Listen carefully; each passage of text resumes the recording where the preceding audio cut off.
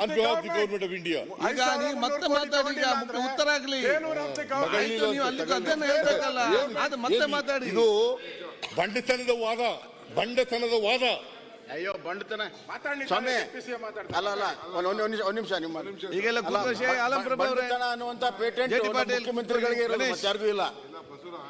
Simple. ಈಗ central government Ganesh ಕೂತ್ಕೊಳ್ಳಿ. ನೀವೇನೋ ಪ್ರಪೋಸಲ್ ಕೇಳಿದ್ದೀರಿ, ಅವ್ರು ನೇರವಾಗಿ ಹೇಳಿದ್ರು ನಾವು 5,300 ಕೋಟಿ ರೂಪಾಯಿ ಅಂತ ಕೊಟ್ಟಿದ್ದಾರೆ. ಅವರು they have announced, they are no doubt in the budget, they have announced that budget has been passed. ಅದಾದ್ಮೇಲೆ ನೀವೇನ್ ಮಾಡಿದ್ರಿ, ನಿಮ್ ಬಜೆಟ್ ಅಲ್ಲಿ 5,300 ಕೋಟಿನ ಆಡ್ ಮಾಡಿಕೊಂಡು 21,000 ಕೊಡ್ತೀವಿ ಅಂತ ಹೇಳಿದ್ರಿ. ಅದಾದ್ಮೇಲೆ ಏನ್ ಹೇಳಿದ್ರು, ನ್ಯಾಷನಲ್ ಪ್ರಾಜೆಕ್ಟ್ ಮಾಡ್ಕೊಡ್ತೀವಿ ಅಂತ ಹೇಳಿದ್ರು. Then they are internal committee. ಈಗ ನಮ್ದು ಹೆಂಗೆ ನಮ್ಮ ಬಜೆಟ್ ಅನ್ನ ನಾವು ಕಂಪ್ಲೀಟ್ ನೋಡ್ಕೊಂಡು ನಾವು ಏನೇನ್ ಮಾಡ್ತೀವಿ ಅಂತ ಮಾಡ್ತೀವಿ. ಮಾಡಿರೋಂತ ದಾಖಲೆ ನನ್ನ ಹತ್ರ ಇದೆ. ರಾಜು ಕಾಗೆ ಅವರು ಹೇಳಿದ್ರು ಆಯ್ತು ಪಾಸ್ ಮಾಡ್ಕೊಟ್ರು, we are committed to this ಅಂತ. ಅದಾದ್ಮೇಲೆ ಫೈನಾನ್ಸ್ ಇದು ಪ್ರೈಮ್ ಮಿನಿಸ್ಟರ್ಗೆ ಕ್ಯಾಬಿನೆಟ್ ಮುಂದೆ ಹೋಯ್ತು. ಕ್ಯಾಬಿನೆಟ್ ಅಲ್ಲಿ ಪೆಂಡಿಂಗ್ ಇಟ್ಟಿದ್ದಾರೆ. ನೀವು ಯಾರು ಬಾಯ್ ಬಿಟ್ಟು ತೆಗಿಲಿಲ್ಲ. ಆಮೇಲೆ ನಿಮ್ ಬಜೆಟ್ ಅಲ್ಲೂ ಸೇರಿಸ್ಕೊಂಡಿದ್ದೀರಿ. ಈಗ ಇದು ಸಿದ್ದರಾಮಯ್ಯ ಬಜೆಟ್ ಅಲ್ಲಿ ಬಂದು ದುಡ್ಡು ಬರ್ಲಿಲ್ಲ ಅಂತ ಹೇಳಿ ನ್ಯಾಷನಲ್ ಪ್ರಾಜೆಕ್ಟ್ ಬಿಟ್ಟು ಕೊನೆಗೆ ಅದನ್ನ ತಂದಿದ್ದೀವಿ. ಅದನ್ನ ನಮ್ಮ ಮೇಲೆ ಕೊಡ್ತೀರಾ? ಅಲ್ಲ ಒಂದ್ ನಿಮಿಷ. You don't, your party, your government doesn't have a commitment for the sake of the farmer. Mix ಮಾಡಬೇಡಿ.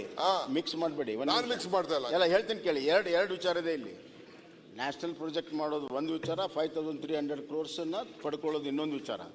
ಇವತ್ತು ಇನ್ ದ ಆಂಟಿಸಿಪೇಷನ್ ಅವರು ನ್ಯಾಷನಲ್ ಇದು ಪ್ರಾಜೆಕ್ಟ್ ಆಗುತ್ತೆ ಅಂತ ಕ್ಯಾಬಿನೆಟ್ಗೆ ಹೋಗಿದ್ದು ನೀವು ಹೇಳಿದ್ದು ಸರಿ ಇದೆ.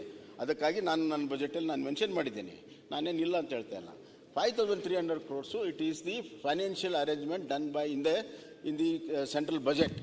ಸೊ ಅದು ಬಂದೇ ಬರ್ತದೆ. ಆದ್ರೆ ಅದಕ್ಕೆ ಯಾವ ಫಾರ್ಮ್ಯಾಟ್ ಅಲ್ಲಿ ಹೋಗ್ಬೇಕು, ಏನು ಹೋಗ್ಬೇಕು, ನೆಕ್ಸ್ಟ್ ಕಮ್ಯುನಿಕೇಶನ್ ಮಾಡ್ಬೇಕಲ್ಲ. ನಾವು ಮಾಡಿದೀವಿ. ಏನು ನಾವು ಮಾಡಿದೀವಿ? ಯಾವ ಫಾರ್ಮ್ಯಾಟ್? ದೇ ಸೆಡ್ ದಟ್ ಇದಕ್ಕಾಗಲ್ಲ, ನ್ಯಾಷನಲ್ ಪ್ರಾಜೆಕ್ಟ್ ಮಾಡಕ್ಕಾಗಲ್ಲ, ಬೇರೆ ತೋರ್ದಿ ಅಂತ. ಇದೇ ನಿಮ್ಮ ನಾರಾಯಣ ಸ್ವಾಮಿ ಕೂಡ ಬಂದಿದ್ರು, ನಾನು ಮಿನಿಸ್ಟರ್ ಹೋಗಿದ್ದೆ, ಇವರು ಹೋಗಿದ್ರು.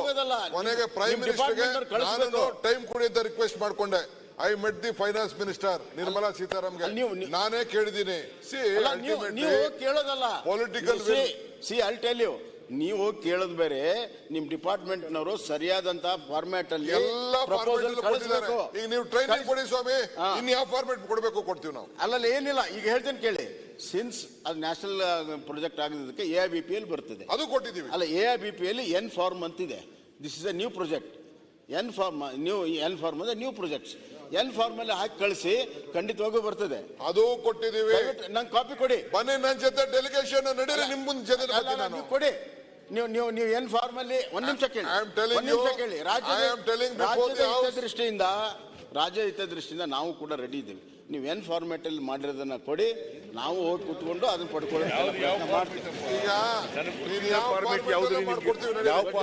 ಹೇಳ್ತಾ ಇದ್ದೀರಿ ಗೊತ್ತಿಲ್ಲ, ನನಗೆ ಗೊತ್ತಿರತಕ್ಕಂಥ ಫಾರ್ಮೆಟ್ ಯಾವ ಫಾರ್ಮೆಟ್ ಇಲ್ಲ. ಮಾನ್ಯ ಅಧ್ಯಕ್ಷರೇ, ಜಮೀರ್ ಅವರೇ, ಏನು ಕೊಟ್ರೆ ಈಗ 9 ತಿಂಗಳು ಮಲ್ಕೊಂಡು, ಈಗ ಎಷ್ಟು ದಿನ ಅಂತ ಕೇಳಿದ್ರೆ 9 ತಿಂಗಳು ಮಲ್ಕೊಂಡು ಶಿವಗಂಗಾ ಕೂತ್ಕೊಲ್.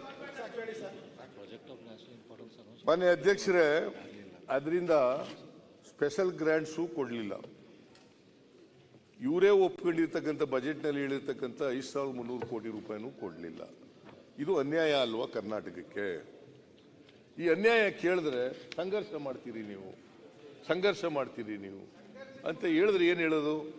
ನಾನು ಸಂಘರ್ಷ ಮಾಡಕ್ ಹೋಗಲ್ಲ, ಸಂಘರ್ಷ ಯಾರ ಜೊತೆಲೂ ಮಾಡಕ್ ಹೋಗಲ್ಲ. ಆದರೆ ಕರ್ನಾಟಕದ ರಾಜ್ಯದ 7 ಕೋಟಿ ಕನ್ನಡಿಗರಿಗೆ ಅನ್ಯಾಯ ಆದರೆ ನನ್ನ ಕರ್ತವ್ಯ ಕೇಳಲೇಬೇಕಾಗ್ತದೆ.